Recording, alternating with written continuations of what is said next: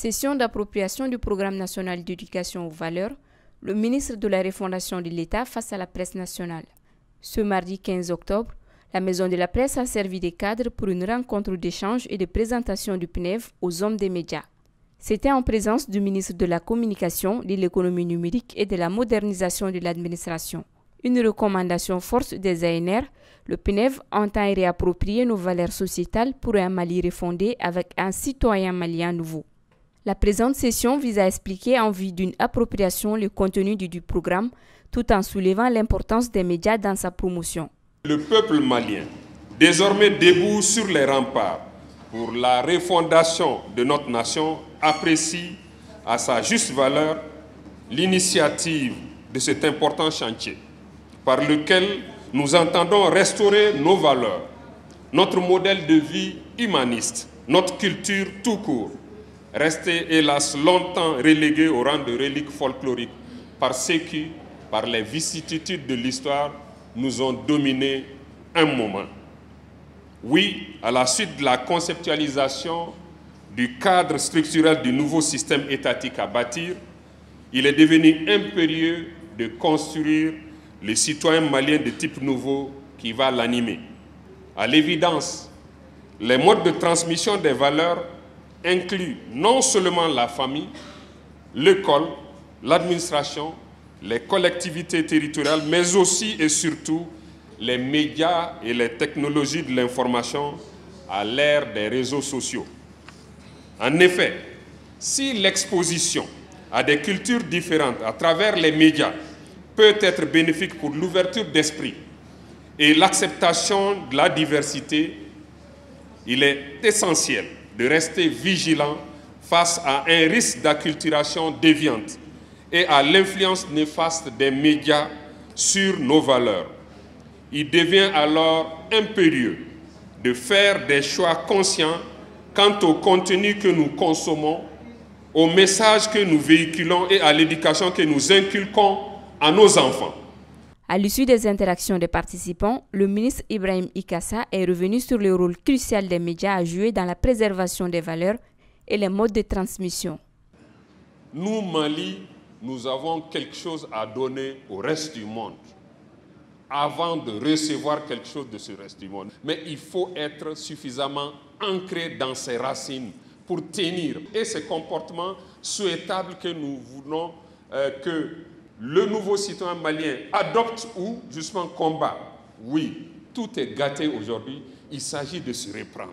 C'est une très bonne chose d'en être conscient.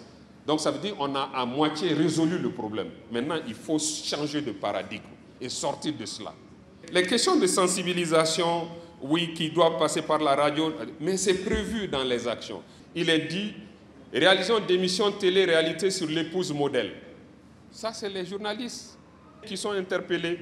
Ensuite, formation des médiateurs sociaux, Nyamakala, prêcheurs, animateurs, concerts nuptial.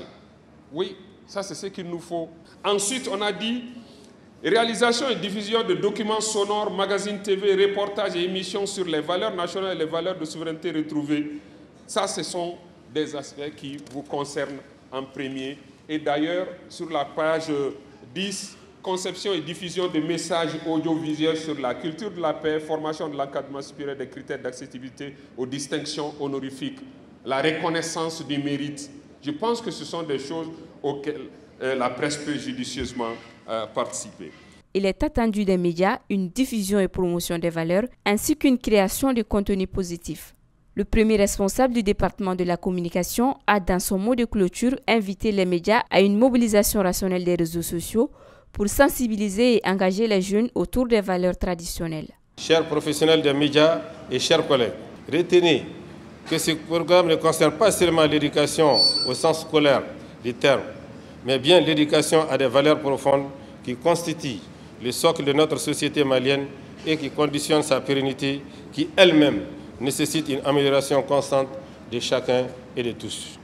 La presse et les médias de communication, dont vous êtes les protagonistes, doivent jouer un rôle central dans ce processus.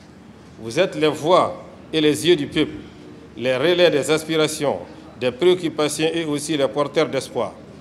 Votre influence sur l'opinion publique est immense, car c'est à travers vos reportages, vos débats, vos analyses que se forge la conscience collective de notre peuple. Pourquoi ce programme est-il si crucial pour la presse et les médias? Premièrement, la responsabilité morale que vous portez en tant que journaliste et communicateur ne doit pas être sous-estimée.